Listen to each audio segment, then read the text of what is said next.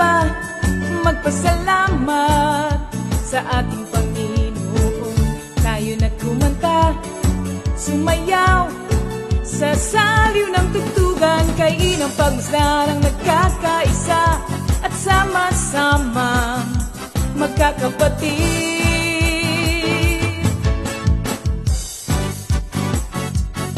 Tayo na sumamba, kumanta,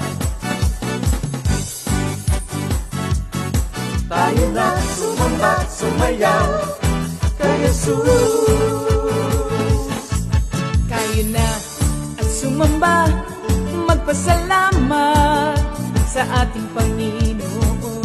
Tayo na kumanta, sumayaw sa saliw ng tugtugan, kay inang pagmasdan ang nagkakaisa at sama-sama magkakapatid. Kay Jesus ang iyong problema. Magdasal, maghintay, magtiwala. Sa oras ng pangangailangan, si Jesus ang katugunan. Si Jesus ang ating Panginoon, kailanman di kanya iiwan. Si Jesus ang ating Panginoon, kasama sa lahat ng oras. Papuri at pasasalamat tanging sa'yo, alay. Tanging sa'yo, alay.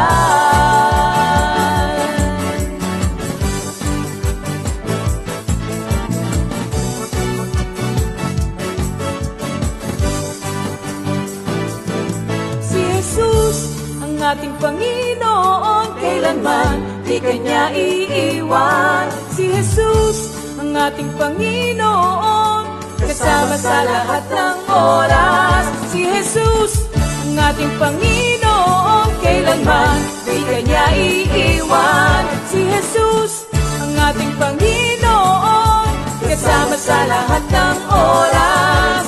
Papuri at pasasalamat tanging sa'yo, alay. Tanging sa'yo, alay.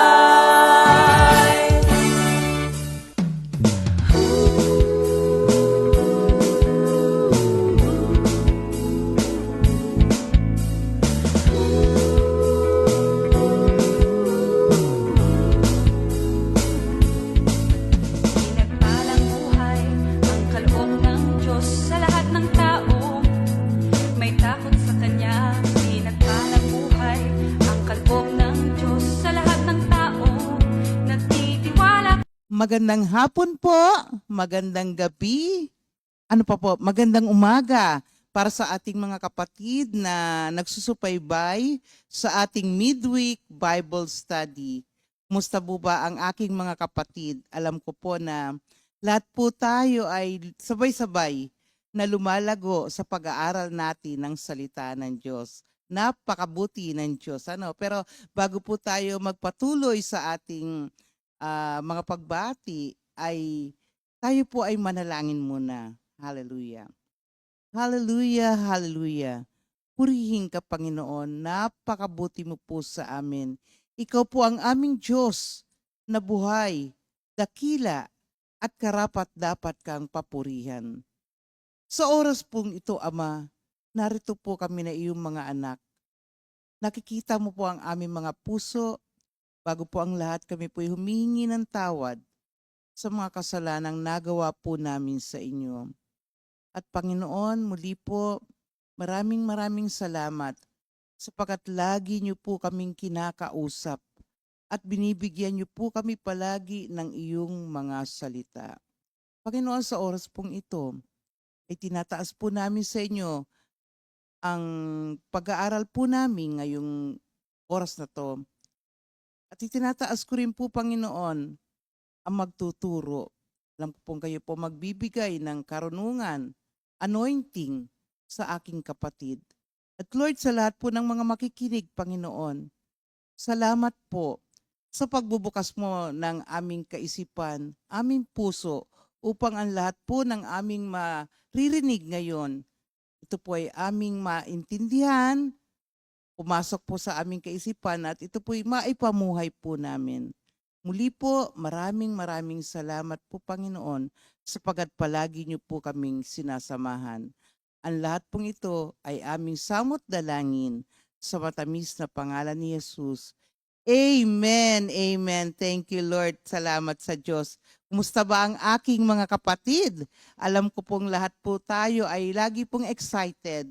Lalo na po pagka Wednesday kasi tayo po ay meron pong mga pagtuturo na talagang kakaiba po at tunay na marami po tayong matututunan.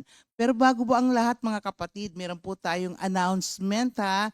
At ito po ay ilagay na po natin sa ating mga kalendaryo. No? Pero parang bihira na po ngayon yung mga gumagamit po ng calendar. Usually po kasi nasa mga cellphone na po ang ating mga calendar natin. No? So sabi po dito mga kapatid sa Covenant Meeting, which will be magaganap po sa June 15, 2024, 1 p.m. onward at the City Garden Grand Hotel Makati. So ito ay sa Makati lang to mga kapatid.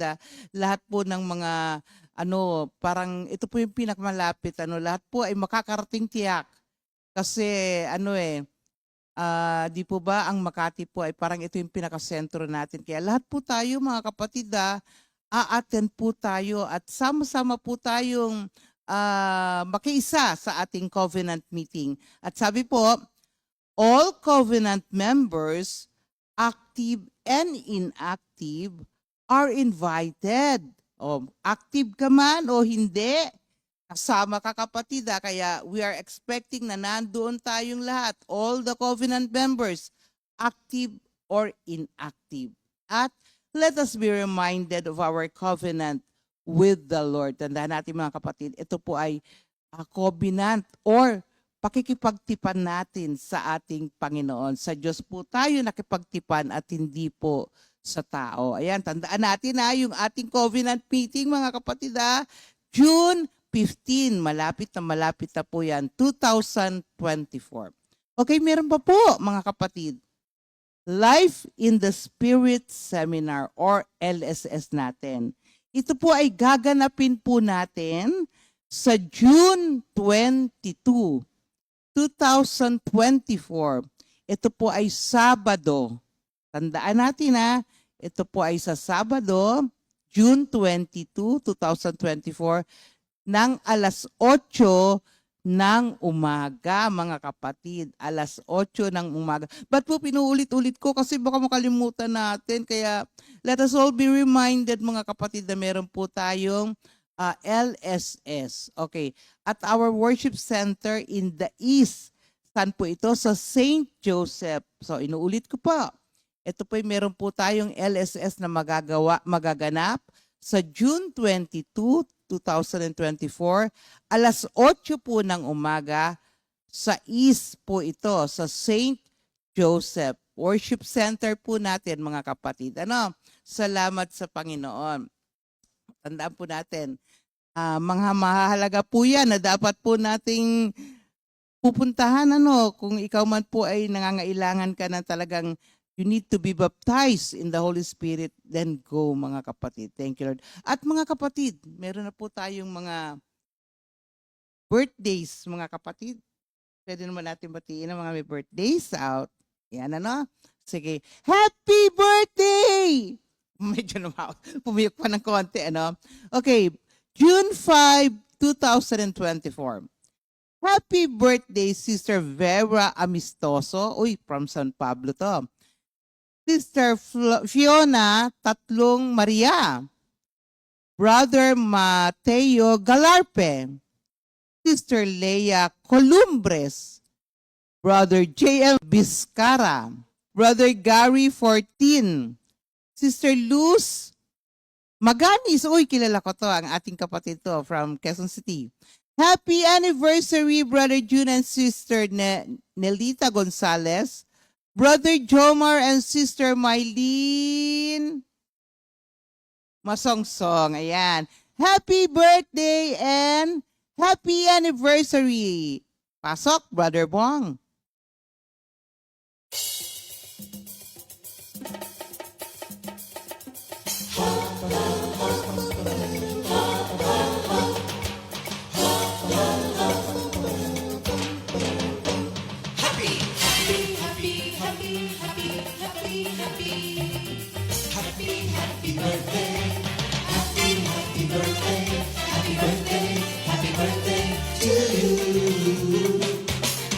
Happy anniversary, happy anniversary, happy, happy, happy anniversary.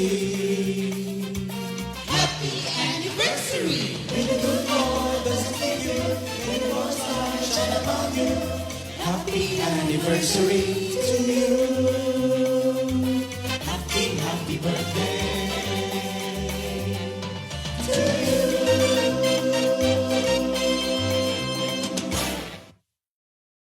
Okay, happy birthday and happy anniversary. Enjoy your day. Hallelujah, hallelujah. And now mga kapatid, tayo ngayon ay papasok na o tayo ay pupunta na tayo sa pinakamahalaga po dapat nating gawin bago po tayo makinig ng salita ng Diyos. At ito po yung ating pagsamba at bibigay ng papuri sa ating Panginoon. Kaya we will welcome the praise and worship team. Thank you, Lord. Praise God! Thank you, Lord! Salamat sa Panginoon sa araw na ito na pinagkaloob ulit sa atin upang siya ay purihin at pasalamatan. Amen! Kumusta ang buhay? Ganap at kasiyasiya, alive in Christ. Amen! Hello po mga kapatid, ihanda na po natin ang ating sarili upang umawit at magpuri sa Panginoon. The Lord is my strength and my defense. He has become my salvation. He is my God, and I will praise Him, my Father's God, and I will exalt Him. Amen! Palakpakan natin ang ating Panginoon. Hallelujah! Hallelujah! Handa na ba tayong umawit sa Panginoon? Amen! Sige! Purihin na natin ang ating Panginoon.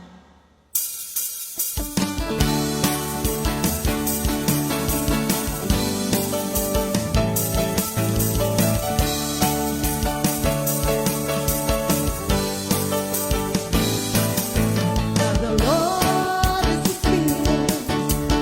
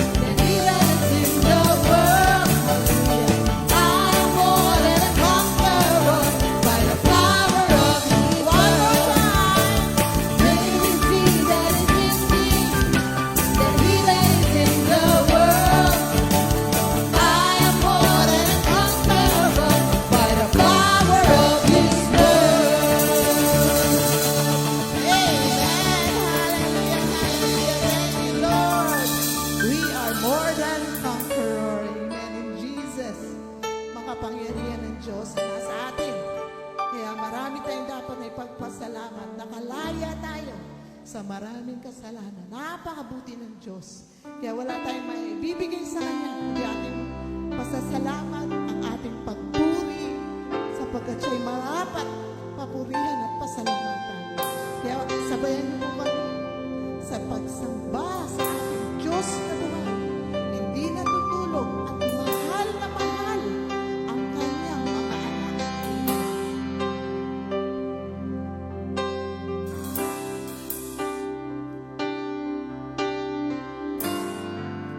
Give thanks to the Lord,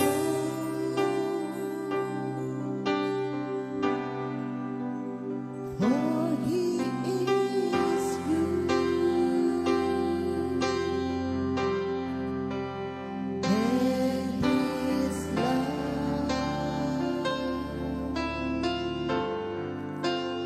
is eternal. Let the people of Israel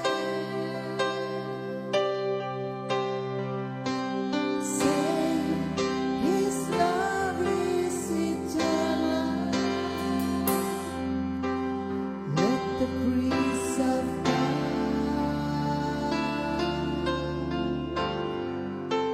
say, His love is eternal.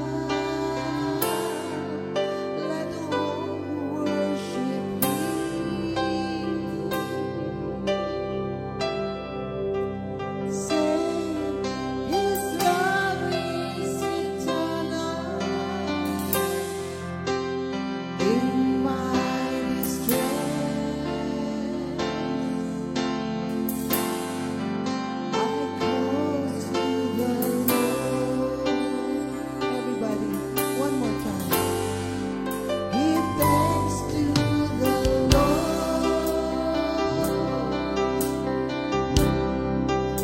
because He is good,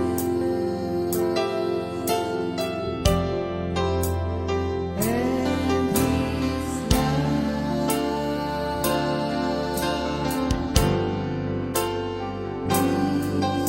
is eternal. Let the people of Israel say, His love is eternal. Let the priests of God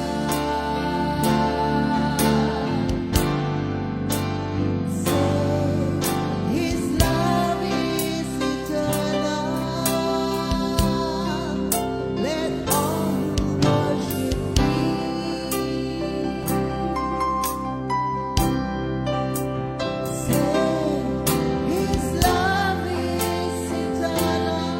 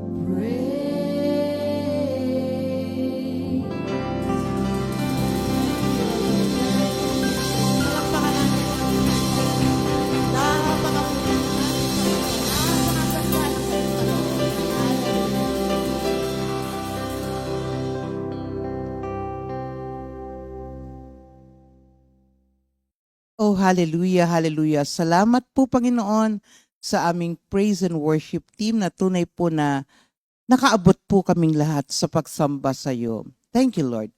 At ngayon pong gabi, tayo po ay nasa ating series na Epistle to the Hebrew by Paul.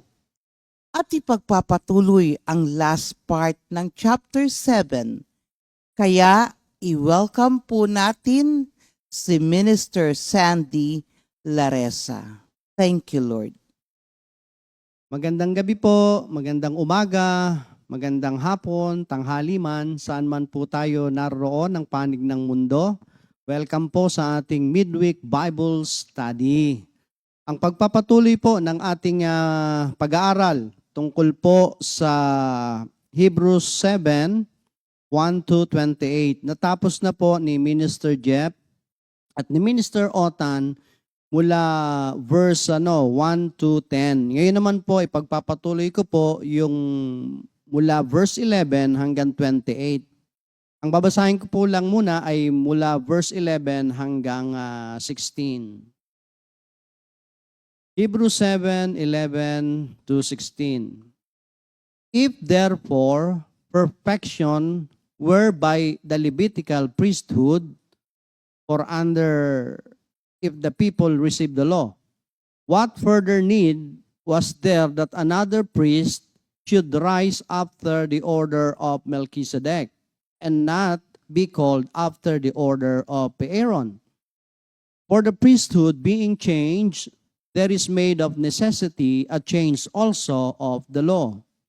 For he of whom these things are spoken pertaineth to another tribe, of which no man gave attendance at the altar. For it is evident that our Lord sprang out of Judah, of which tribe Moses spake nothing concerning priesthood.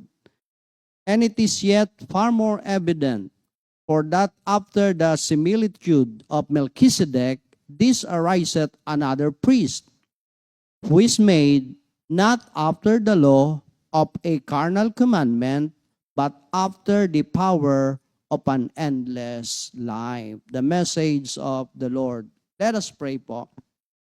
Dakilang Ama, pinupuri ka po namin at pinasasalamatan, Panginoon, sa gabi pong ito. At hinihingi pong muli namin ang inyong gabay, patnubay, sa pamamagitan po ng inyong Espiritu upang maunawaan po namin ang kahalagahan po ng pagiging high priest ng Panginoong Hesukristo sa aming buhay. Na ang kanya pong pagiging high priest ay panghabang panahon. Salamat po sa pangalan ni Jesus. Amen. Amen. Okay, magandang gabi pong muli sa ating lahat. So natalakay na po, gaya na nabanggit ko kanina ni Minister Jeff at ni Minister Otan, yung Hebrews 7, 1-10. Ipagpapatuloy ko po yung 11 hanggang last verse. Ano po? Ang passage issue po, mga kapatid, dito sa ating pag-aaralan is yung salitang priesthood. Ang title nga po nito, Melchizedek and the Priesthood of Christ. So yung Book of Hebrew, mga kapatid, was written for Jewish people, ano? At sa mga Hudyo, napakahalaga ng katungkulang ginagampanan o papel na ginagampanan ng mga priest. Yung role of priest sa mga Hudyo, napakahalaga po ng kanilang paniniwala sa ganong uri ng tungkulin.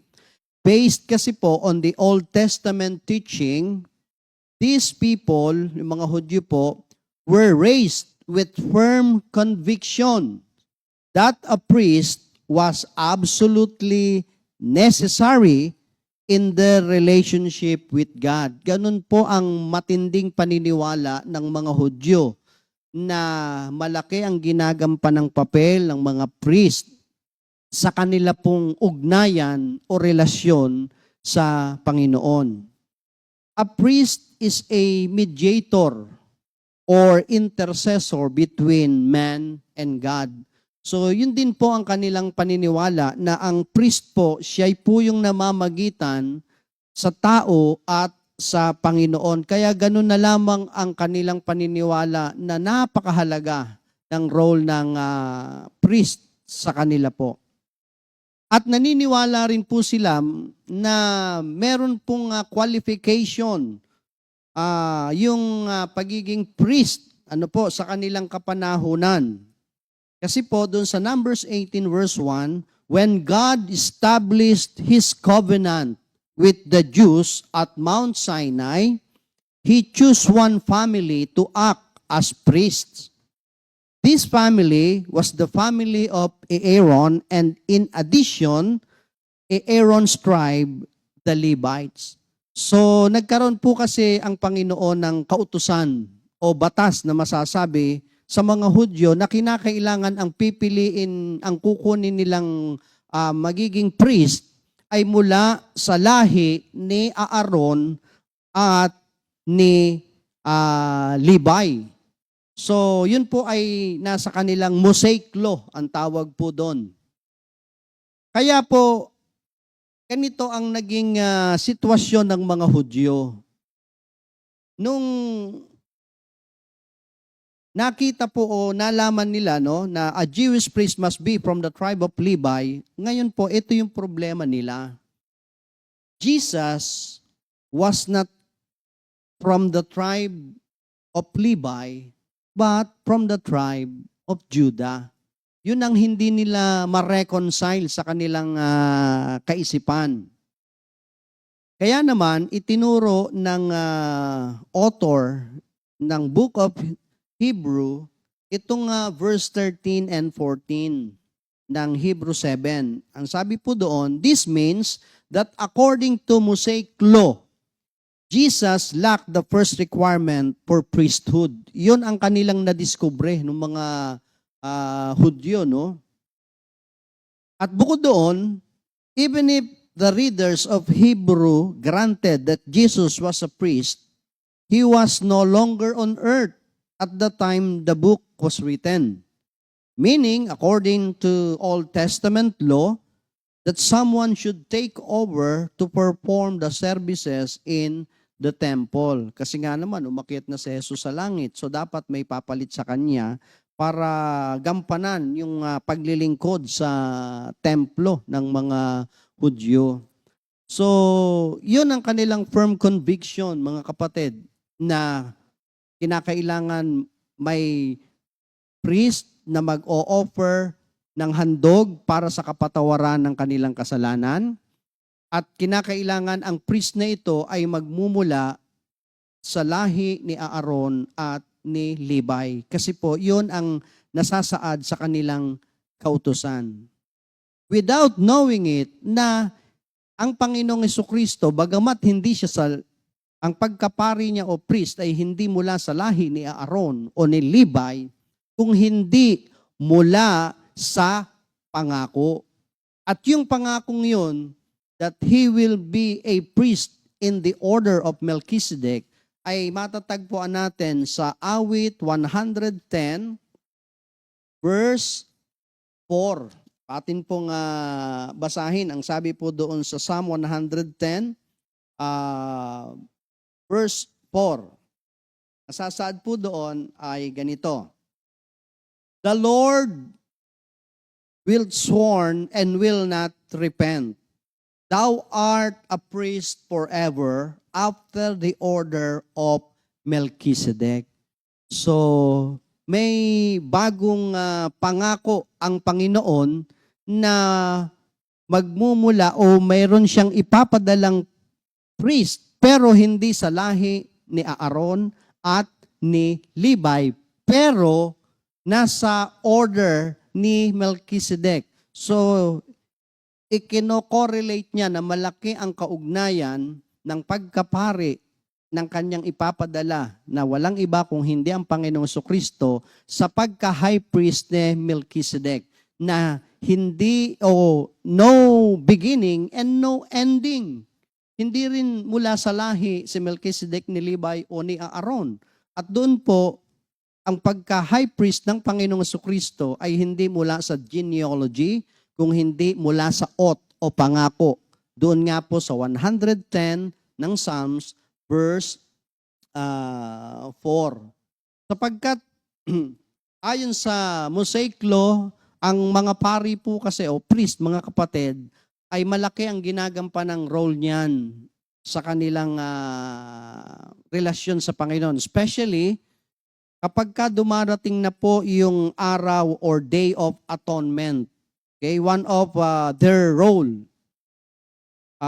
or service sa araw ng atonement, ano? Ang gagawin ng pare ay the priest in charge would give an animal sacrifice for the forgiveness of the people's sin. Maghahandog ang priest ng dugo ng hayop at iaalay nito sa altar. Papasok siya doon sa Holy of Holies na tinatawag. Yun po yung lugar kung saan the sacrifice and he will enter into a small cubicle where God dwells in a special way. So Holy of Holies nga po ang tawag doon, ano? Kaya naman, ganun na lamang po ang kanilang paniniwala na napakalaki ang role na ginagampanan ng priest, ano? So dito ay makikita ho natin yung naging problema ng mga Hudyo. Ang naging problema ho nila, kaya ho sinulatan sila ng book of Hebrew, no? A Jewish priest must be from the tribe of Levi. So, hindi nila ni Christ na-meet yun sa kanilang paniniwala. Jesus was not from the tribe of Levi, but from the tribe of Judah. In Hebrews 7:13 and 14, this means, according to their law ng mga Hudyo, according to the Mosaic law, Jesus lacked the first requirement for priesthood. And besides this, even if the readers of Hebrew granted that Jesus was a priest, he was no longer on earth at the time the book was written. Meaning, according to Old Testament law, that someone should take over to perform the services in the temple. So, yun ang naging problema po ng mga Hudyo, mga kapatid. So, the Jews to whom the book is written are apparently somewhat confused as to what they believe. Willing sila na i-admit that Jesus is the promised Messiah of Israel and will return to rule the world. However, for Jesus lacked the first requirement for priesthood.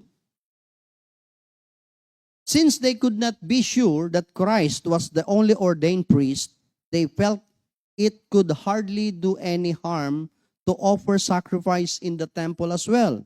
This way, they would have double coverage. Gusto nilang makasiguro na mapapatawad ng Diyos ang kanilang mga kasalanan sa pamamagitan ng paghahandog muli ng dugo ng hayop sa templo. Nang sa ganon, double coverage nga sila. Tinanggap na nila si Kristo, ang Panginoong Jesus, tapos gagawin pa nila yung mga ritual.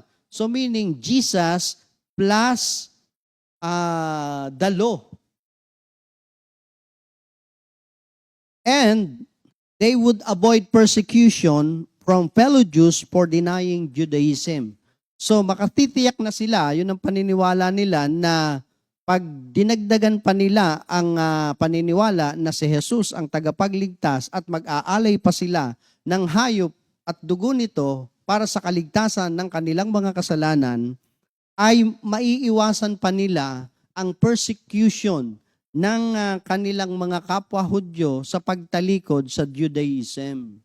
Kaya naman, ang author ng Book of Hebrews is, according to the author of Hebrews, this solution was intolerable. Hindi katanggap-tanggap na dadagdagan pa ng mga ritual ang ginawang paghahandog ng Panginoong Hesukristo ng kanyang buhay at dugo para sa kapatawaran ng kasalanan ng tao.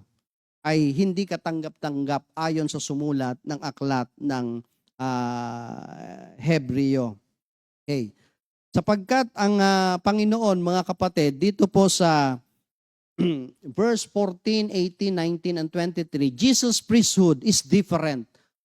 Kakaiba ang pagiging priest ng Panginoong Hesukristo. Bakit? Kasi hindi siya mula sa lahi ni Levi at ni Aaron.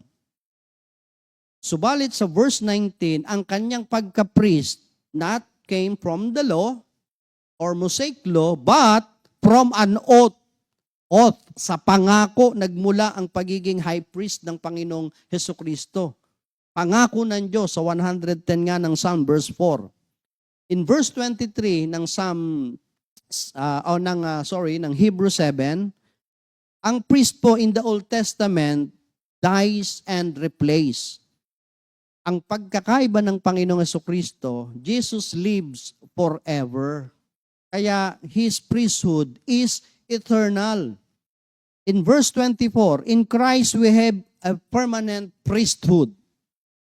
In verse 25 ng Hebrews 7, He is in heaven, sit at the right hand of God, interceding on our behalf. Kaya ang Panginoong Hesukristo ay buhay, siya'y umakyat sa langit, nakaupo sa sa trono ng ating Panginoon, at siya'y nag-i-intercede para sa atin. Jesus is our great high priest. Never get old, never get tired, hindi namatay kasi muling nabuhay, umupo sa kanan ng Diyos Ama nating sa langit upang tayo po ay i-intercede o ipanalangin. Siya po ay naging tao. He became a man so that He can relate with us. Alam niya kung papaanong maging tao. Nagutom siya, nauhaw siya. He was tempted in every way, but not sin. Okay? He knows to be a human being. Our representative in heaven, si Kristo, mga kapatid, ay nag-i-intercede and He mediate for us. Yun po ang role of being a high priest. Kaya po, karapat-dapat na siya'y maging high priest dahil una, siya'y bunga ng pangako ng Diyos na He will become a high priest in the order of Melchizedek. And His high priest is not temporary, but eternal. Hanggang sa umakyat siya sa langit. Kaya mga kapatid, salamat sa Panginoon sapagkat kinuha ng Panginoong Jesucristo o ipinagkaloob sa Kanya ang pagiging high priest. Sa Kanyang pagiging high priest, mga kapatid, kakaiba rin. Bakit? Ang high priest during the Old Testament time sa Mosaic Law, sila yung maghahandog ng dugo para sa kapatawaran ng tao. Ang Panginoong Jesucristo, basahin po natin sa Hebrews 10, yung whole chapter. Siya na po yung maghahandog para sa kasalanan ng kapatawaran ng tao at siya rin yung ihahandog para sa kabayaran ng kasalanan ng tao. Kaya po dito makatitiyak tayo mga kapatid. Kaya isa sa mga pinaabot ng writer ng Hebrew na yung sacrifice na ginawa ng Panginoong Hesukristo na paghahandog ng kaniyang buhay at dugo sa krus, sa Hebrews 9:22 is sapat na. Walang labis, walang kulang, mga kapatid. At ang isa sa mga 7 last word niya, nung siya'y bago mamatay sa krus, ang sabi niya is, it is finished, tetelestai, meaning, bayad na yung kabayaran ng kasalanan natin. It is finished, bayad na, paid in full. Kaya nakatitiyak tayo mga kapatid sa pagiging high priest ng Panginoong Hesukristo ay patuloy niya tayong ipinapanalangin sa Ama. Patuloy niya tayong ini-intercede sapagkat hindi nawala ang kanyang pagiging high priest sa atin. Kaya salamat sa Panginoon because there is one who mediate between us and God, and that is none other than our Lord Jesus Christ, our great high priest in the order of Melchizedek. In Jesus' name, amen. Amen. Thank you, Lord po. God bless.